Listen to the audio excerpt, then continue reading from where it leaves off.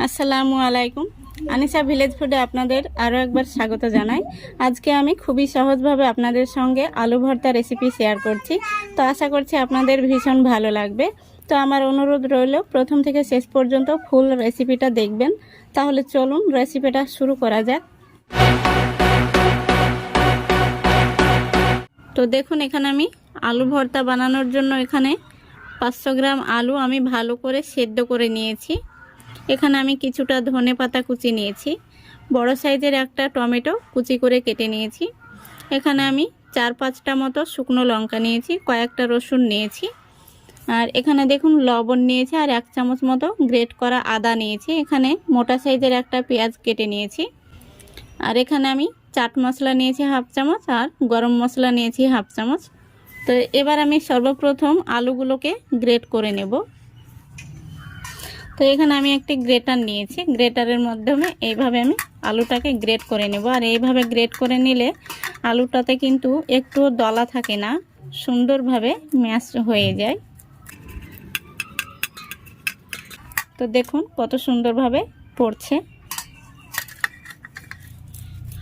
তো দেখুন আমি আলুগুলো ম্যাশ করে নিয়েছি, আর বাকি একটা আলু রয়েছে, এই আলুটাকে আমি এইভাবে হাত দিয়ে ভেঙে নেব একটু মোটা করে, তাহলে কিন্তু এই আলু ভর্তাটা খেতে ভীষণ ভালো লাগবে। তো এবার আমি মশলাটা বানিয়ে নেব। তো দেখুন আমি গ্যাসটা অন করে একটি কড়াই বসিয়ে দিয়েছি, আর দিয়ে দিচ্ছি 2 টেবিল চামচ মতো সরিষার তেল। এই তেলের মধ্যে দিয়ে দিচ্ছি কয়েকটা শুকনো লঙ্কা, আর দিয়ে দিচ্ছি কয়েকটা রসুন। তো এগুলোকে আমি মিডিয়াম ফ্লেমে একটু ভেজে নেব, যাতে রসুনগুলোও ভালোভাবে সেদ্ধ হয়ে যায় আর লঙ্কাগুলোও ভালোভাবে ভাজা ভাজা হয়ে যায়। এইভাবে শুকনো লঙ্কা আর রসুনটাকে ভেজে নিলে এই ভর্তাটা খেতে খুবই ভালো লাগে।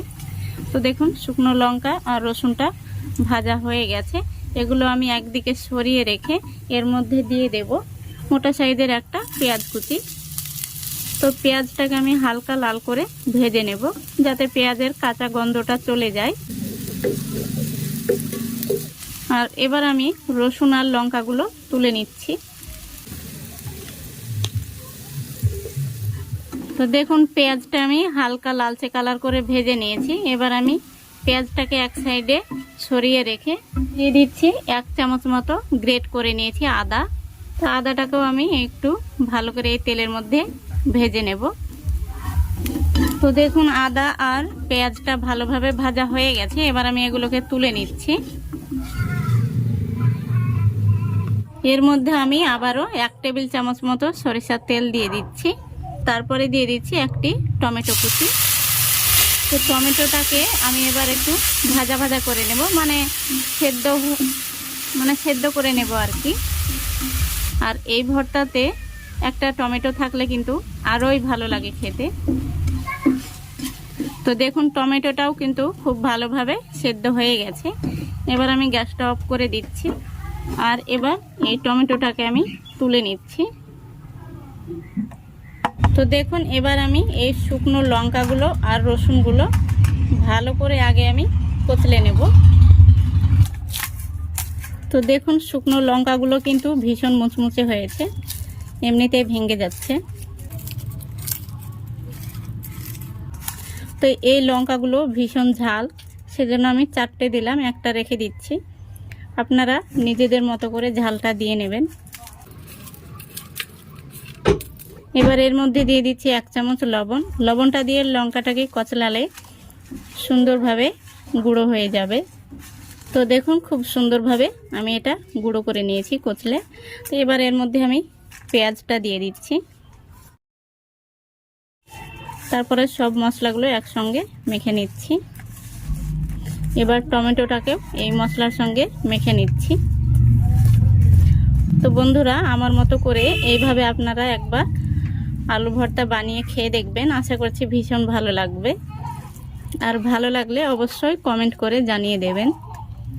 তো দেখুন আমি সব মশলাগুলো মেখে নিয়েছি, এবার আমি দিয়ে দিচ্ছি ম্যাশ করে রাখা আলুটা। তা আলুটাকে এবার আমি সুন্দর করে মেখে নেব।